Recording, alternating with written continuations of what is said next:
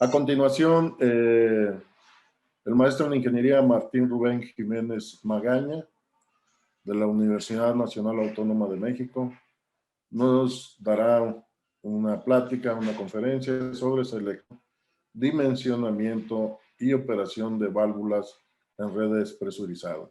Dejo con ustedes al maestro en ingeniería Martín Rubén Jiménez. Gracias, buenos días a todos, saludos a nuestros colegas de Argentina. Bueno, pues antes que nada agradezco la invitación al doctor Waldo. Espero no parecer un poco fuera de sitio porque estamos en una mesa de empresas. Yo no trabajo en una empresa, pero como bien lo dijo hace un ratito el ingeniero Roberto Vargas, bueno, me voy a permitir apagar el video porque si no me distraigo. Como bien lo dijo el ingeniero Roberto Vargas, pues es importante el vínculo academia-empresa, y hablaba cosas interesantes sobre la modificación de los planes de estudio. Estamos empujando en ese sentido en todas las universidades públicas, creo que es así, y ya estamos tratando de incorporar cosas como IoT, lo que se conoce hoy como el Internet de las Cosas, y precisamente sobre eso vamos a platicar un poco hoy aquí en la charla. Bueno, el título parece muy ambicioso: selección, dimensionamiento y operación de válvulas en redes presurizadas. Digo que parece muy ambicioso porque válvulas de control o que se requieren en un sistema de abastecimiento o en un sistema de riego, pues son muchísimas. Bueno, yo les aclaro que me dedico más a la hidráulica urbana que a la hidráulica de ingeniería de riego, pero pues un tubo a presión es un tubo a presión, ya sea que esté instalado para regar una parcela o para el suministro de agua potable a una localidad. Entonces me voy a enfocar en las válvulas reductoras de presión, como la que se observa en la imagen. Es una válvula grande, no vamos a decir la marca para no meternos en conflictos, pero bueno, sobre eso va a versar entonces la plática, ¿no? Este es un índice, vamos a platicar el problema, cuáles son los beneficios de resolver ese problema, cuál es la metodología. Aquí entra un poco la parte de investigación de la cuestión académica, unos desarrollos que hemos estado haciendo para la localización óptima de válvulas, en particular de válvulas reductoras de presión. Entonces vamos a platicar breve y rápidamente sobre la metodología, cómo sugerimos que se determine el diámetro más adecuado de la válvula, dependiendo del sitio donde ésta va a ser instalada. Después vamos a comentar algunas consideraciones prácticas que tienen que ver un poco con la instalación, un poco con tomar en cuenta que si uno baja de golpe de una presión muy alta a una presión muy baja, pues se puede generar un proceso de cavitación al interior de la válvula, y entonces pues vamos a terminar con su vida útil en un periodo de tiempo bastante corto. Vamos a platicar un poquito acerca del control activo. Nos referimos al control activo de presiones con sensores inteligentes, el monitoreo y unas breves conclusiones si es que llegamos al tiempo, ¿no? Bueno, fíjense cuál es el problema que se presenta. En México, pues recientemente estamos teniendo serios problemas de sequías. En varias de nuestras presas están con niveles ya muy bajos. Y entonces nos juntamos como en un seminario como Comey, y ahí se conversa acerca de muchas que pueden ser unas posibles soluciones. La gente dice, ¿por qué no construimos nuevas presas? ¿Por qué no aprovechamos el agua de lluvia? Habrá alguno muy fantasioso, pero quizás realista, que diga, ¿por qué no fundimos los icebergs y de ahí tomamos agua? Y bueno, yo creo que el futuro, o gran parte del futuro del abastecimiento de agua potable, está en quitarle la sal al agua de mar. Agua de mar hay muchísima, el único detalle es que está salada, ¿no? Y todavía para ciertas localidades y bajo ciertas circunstancias, pues es bastante caro quitarle la sal al agua, ¿no? Por el tipo de proceso que se requiere, por las grandes potencias de bombeo, y eso pues genera altos consumos energéticos. Y bueno, por aquí se les ocurre invitar al señor que ayuda con algunos quehaceres en la oficina, y dice, pues simplemente péguenle a las fugas. Es un problema que tenemos bajo los pies. Todas las ciudades en todo el mundo, aunque digan que no, tienen un cierto nivel de fuga. Por supuesto, hay niveles decentes de fuga, ¿no? Y bueno, en esta imagen lo que mostramos, en particular, repito, en una red de abastecimiento, los sitios por donde pueden estarse fugando por donde por donde se puede estar escapando físicamente este preciado líquido, ¿no? Si no tenemos control en los tanques, pues podemos tener ahí derrames. Vamos a ver si tenemos derrames en los tanques, hay malas uniones, malas instalaciones, y entonces por ahí se pueden tener fugas. Fíjense cómo estamos aquí en nuestra ciudad. Este es un informe de la OSD. En el 2016, la Ciudad de México en promedio anda por ahí de 44% de nivel de fugas. ¿Qué significa eso? Pues que de cada 100 litros por segundo que se extraen, y en particular en el Valle de México, de distancias cada vez más grandes, pues 44 litros se están perdiendo. Cada vez más grandes, cada vez con potencias de bombeo mayores, mayor consumo energético y todo lo que eso trae detrás. Por aquí aparece también otra ciudad mexicana, la ciudad de Acapulco, y ahí reportan más o menos un nivel de fugas del 14%. Y bueno, más abajo pues están países del primer mundo, Alemania, Holanda, que reportan entre 4 y 7%, algunas ciudades de Estados Unidos también 7, 8% de fugas. Consideramos que esos serían unos niveles aceptables de fugas. Ahorita vamos a hacer un pequeño ejercicio y van a ver si nosotros somos capaces de recuperar 1 litro por segundo, a cuánta gente pudiésemos satisfacer las necesidades básicas, elementales, ¿no? que establece la Organización Mundial de la Salud. Otro problema de tener una red presurizada con presiones muy elevadas, pues puede ser la misma rotura de las tuberías. Nosotros sabemos, y de manera consensuada a nivel mundial, creo que es así, que las presiones de operación al interior de una red, pues como máximo deberían estar por ahí de 50 metros de columna de agua. Estoy hablando de 5 kilogramos sobre centímetro cuadrado. Entonces, bajo ciertas consideraciones, en ciertas localidades, por ejemplo, aquí en nuestro país, la ciudad de Guanajuato, pues tiene una orografía bastante peculiar. Entonces, está como en una olla rodeada de montañas, y en la periferia de las montañas, del parteaguas, están ubicados los tanques de distribución. Entonces, la distribución se hace a presión, pero por gravedad, y se alcanzan presiones muy altas. Pues esas presiones no son deseables. No son deseables porque puede causar la rotura. Pero no solo por eso, sino ya está demostrado, y aquí vemos una imagen del National Water Council de Inglaterra, donde el índice de fugas crece muchísimo en función de la presión nocturna. Si nosotros modelamos una fuga como el gasto que pasa a través de un orificio, pues si ustedes recuerdan sus clases de hidráulica básica, ese gasto va a ser igual a un coeficiente de descarga por el área y por la raíz de 2G por H. En este caso estamos sustituyendo H por P. P es la carga de presión que se tiene al interior de la tubería. Entonces, no es complicado ver que si nosotros tenemos presiones de trabajo al interior de las tuberías muy grandes y tenemos orificios, roturas o fisuras en nuestra tubería, pues entonces vamos a tener como consecuencia gastos de fuga muy grandes.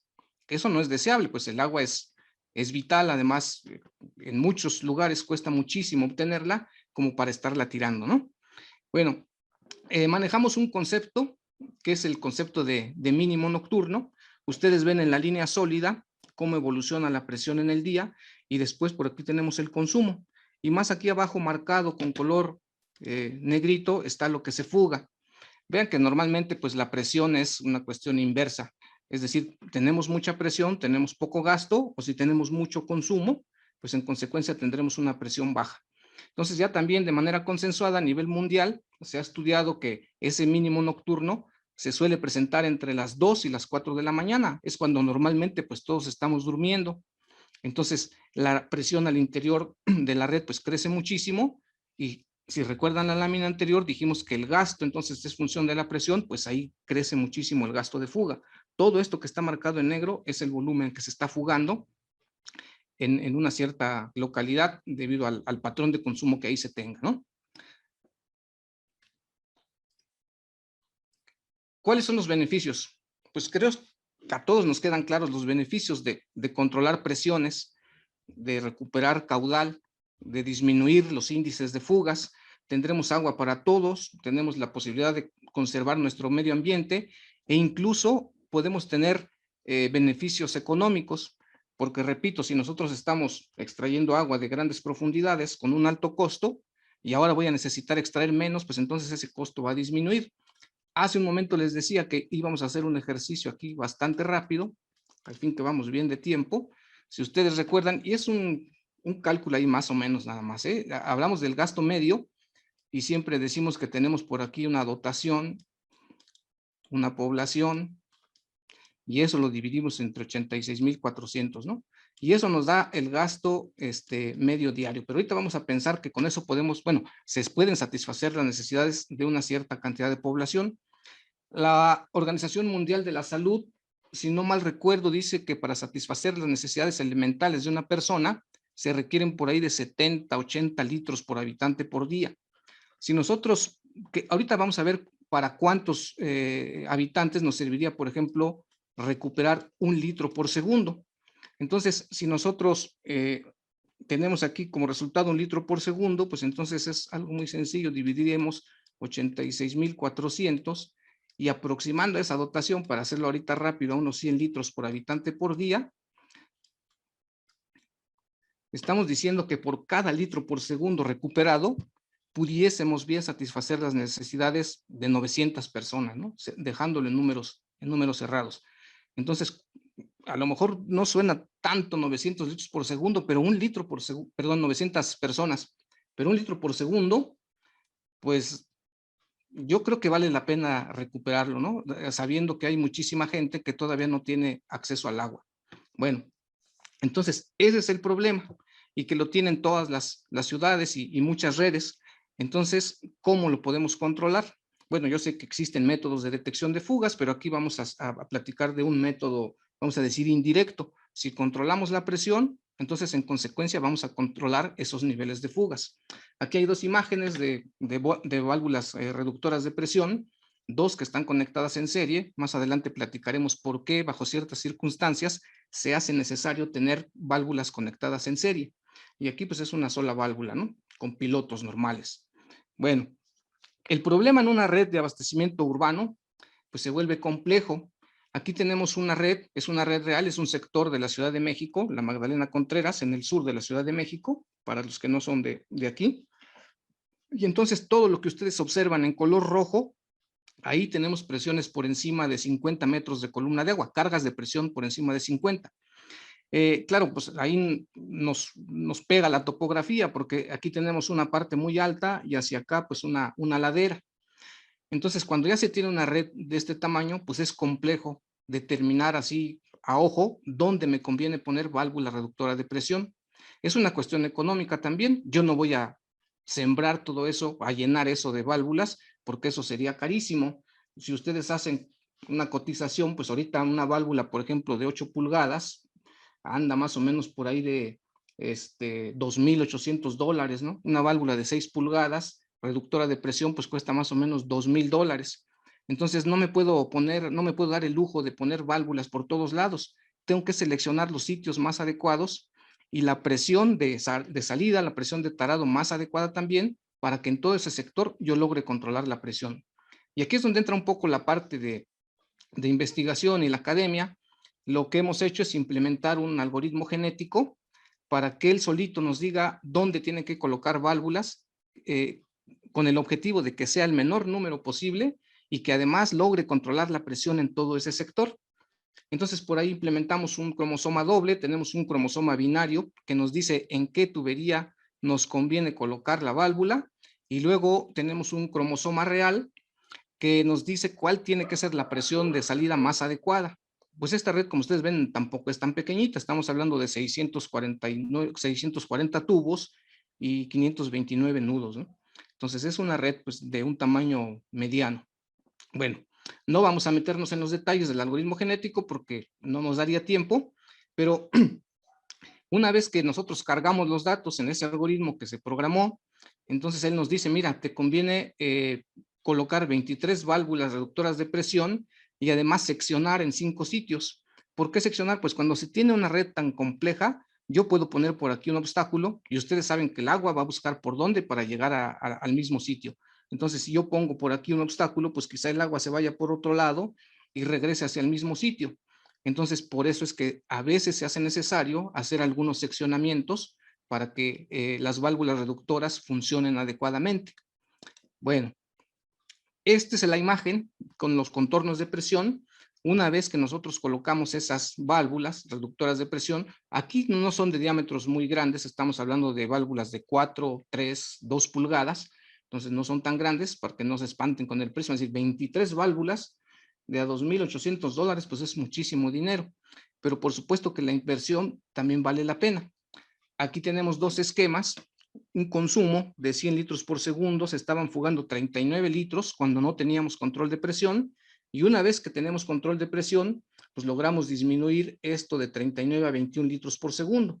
Si ustedes hacen cuentas y quedamos que más o menos para 900 gentes nos puede satisfacer las necesidades 1 litro por segundo, pues entonces imagínense los beneficios, ¿no?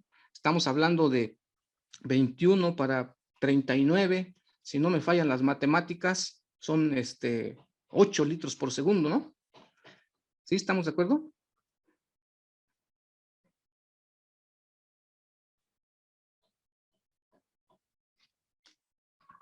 No me sigue nadie, ¿verdad? Sí, sí, perfecto. Son 18. Exacto, ¿verdad? 39 menos 21 son 18. No crean que no sé hacer cuentas, lo hice a propósito para ver si andaban por ahí, ¿no? Entonces, 18 litros por segundo, imagínense. Si cerramos el número en 1000 gentes, pues entonces 18 por 1000, estamos hablando que podemos abastecer a 18,000 gentes, ¿no? Con ese gasto recuperado. Entonces, vale la pena invertirle a esto del control, vale la pena invertirle a esto de las válvulas reductoras de presión. Bueno, ahora ya algunos recomendaciones, vamos a decir, de instalación. Si yo necesito ubicar una válvula reductora, lo primero es, pues hay que dimensionarla. Fíjense que es curioso, pero por lo menos en sistemas urbanos, no necesariamente si donde yo seleccioné el diámetro de la tubería es de 8 pulgadas, no es necesario que yo ponga ahí una válvula de 8 pulgadas. Lo más adecuado sería que en esa válvula, perdón, que en esa tubería, yo coloque un macromedidor con un registrador y vea cómo se comporta el gasto en el tiempo. Y entonces lo que más conviene, ya lo hemos hecho en varias ocasiones, es dimensionarla para el gasto mínimo. No conviene tener ahí una válvula del mismo diámetro porque generalmente decimos está sobrada. Ya por algunas experiencias que hemos tenido, yo diría que así como una breve regla de dedo, pues normalmente queda un diámetro por debajo. Es decir, que si la tubería es de 8 pulgadas, muy bien puede cumplir con la función una válvula de 6 pulgadas. Bueno, ahora, este esquema que está aquí no es recomendable. Pues depende de lo que uno quiera abastecer, pero si en esta zona yo tengo un hospital o es una zona de hospitales, no puedo darme el lujo de tener esta instalación con una válvula reductora de presión, porque en algún momento va a necesitar de mantenimiento. Y si yo tengo esa instalación, voy a dejar sin agua al hospital y no se puede uno dar el lujo de dejar un hospital sin agua. Entonces, lo recomendable es lo que se tiene aquí en este esquema, que se tenga un bypass. Aquí están unos reales que están instalados en el CIMAPAG, que por cierto tenemos monitoreados con esto del Internet de las Cosas, y yo creo que es lo ideal. Ahora, si ustedes me presionan un poco, yo diría que lo ideal sería que aquí también existiera una válvula reductora de presión. Entonces, esta entra en mantenimiento, pues pongo a funcionar esta. Cuando esta entra en mantenimiento, pues pongo a funcionar la otra. Por supuesto que eso implica costos, pero les digo, todo depende de el grado de falla que uno tenga permitido, ¿no? Entonces, esta es una recomendación que considero que es interesante. Bueno, otra cosa con la que hay que tener cuidado, les decía, si uno pretende, este es un esquema de unos estudios que hizo el Bureau Reclamation de los Estados Unidos, es algo muy práctico, pero por ahí también hay cosas más teóricas con el número de toma para determinar si una estructura puede estar en riesgo o no de cavitación. Esto pues es bastante sencillo. Si yo quiero tener una presión de salida si mi presión a la entrada es, por ejemplo, de 100 metros de columna de agua y yo quiero bajar de golpe hasta 35, pues parece que no hay riesgo. Pero si yo quisiera bajar de esos mismos 100 de golpe a 15, pues entonces estoy teniendo o tengo el riesgo de que mi válvula tenga problemas de cavitación. Entonces, ¿qué se sugiere cuando uno tiene que bajar la presión un rango bastante considerable, pues lo que se sugiere es conectar 2 válvulas en serie. Ese es el esquema que se muestra aquí en la imagen. Tenemos 2 válvulas conectadas en serie y entonces lo hago de manera escalonada. Por ejemplo, primero bajo de 100 a 35 y después pues bajo de 35, que está por aquí, hasta los 15 que yo necesito. Y con eso ya evito que mi válvula entre en cavitación. Hay algunas empresas que ya han comenzado a trabajar en ello y venden, bueno, comercializan unos accesorios, han diseñado unos accesorios que reducen un poco ese riesgo de la cavitación, les llaman unas jaulas anticavitación. Entonces habría que probar. Otra recomendación interesante también es que cuando uno tenga la necesidad de instalar una válvula de este tipo, pues le haga mucho caso a lo que está sugiriendo el fabricante, ¿no? ¿Qué es lo que él propone? O muchas, bueno, este es un criterio muy general, pero ellos pueden tener gráficos especiales que ellos diseñaron para determinar si su válvula puede estar en riesgo o no de cavitación. Entonces, eso es bastante interesante. Y bueno, luego ahora lo que mencionaba el ingeniero y que ya tiene que ver con el control y el monitoreo, la operación de una válvula, que dijimos que vamos a hablar un poquito de la operación. Pues esta es una válvula que está en un organismo operador.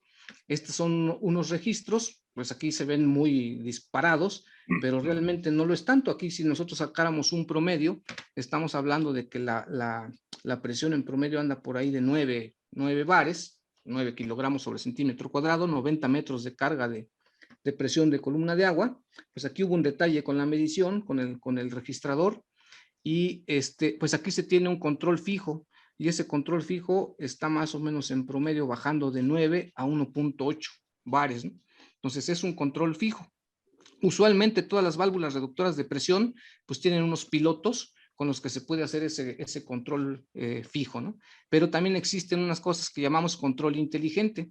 Esta es una válvula reductora de presión que en vez de que tenga un piloto normal, pues tiene aquí una válvula solenoide que hace que este tornillo entre o salga dependiendo lo que yo requiera en la cámara superior de la válvula para que la presión se aumente o se reduzca.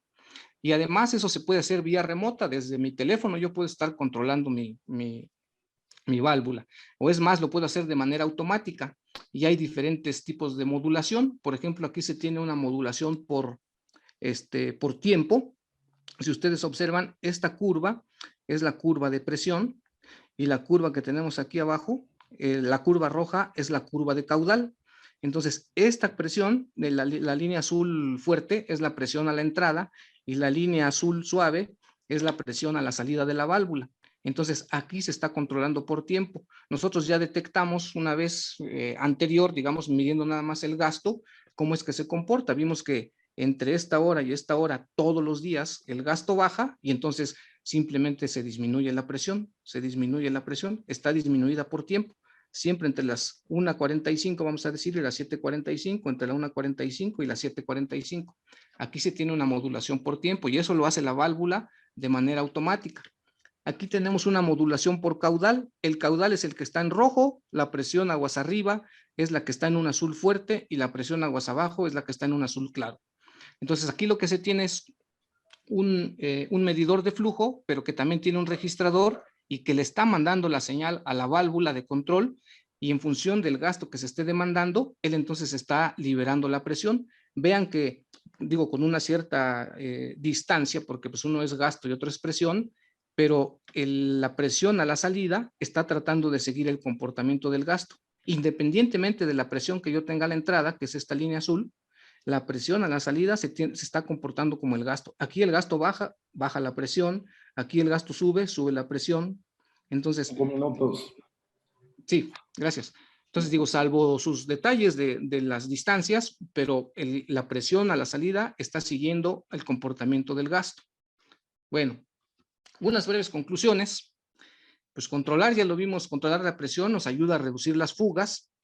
Este algoritmo genético pues es una técnica del cómputo evolutivo, fue una propuesta hecha por John Holland en los años 70 y que ahora muchos ingenieros pues estamos tratando de adaptar para resolver problemas reales, porque él lo diseñó para problemas simplemente matemáticos. Estamos buscando que sea un software libre y que puedan utilizar los organismos operadores para que ellos pues tengan una herramienta que les ayude a tomar decisiones, ¿no? es importante estar monitoreando y controlando, ya no solo monitoreando, antes era suficiente con medir, ahora ya no es suficiente con medir, ahora se hace necesario registrar. Entonces, eso involucra el monitoreo, no solo medir, sino registrar. Y además, pues ya lo que se espera en nuestras próximas redes, pues es que se tenga control, un control vía remota, ¿no? Pues una sugerencia que muchas veces se nos escapa por ahí, pues hay que tener cuidado con la cavitación, porque sí, la válvula puede estar operando varios días, aunque se escuche ahí un ruido extraño, pero no la podemos echar en un tiempo relativamente corto, ¿no? Y bueno, pues sugerir buenas prácticas en la instalación. ¿Cuáles son esas buenas prácticas? Pues, por ejemplo, poner un bypass, la termofusión, si es que se va a termofusionar, pues que sea la adecuada, la compactación, etcétera, ¿no? Muchas gracias.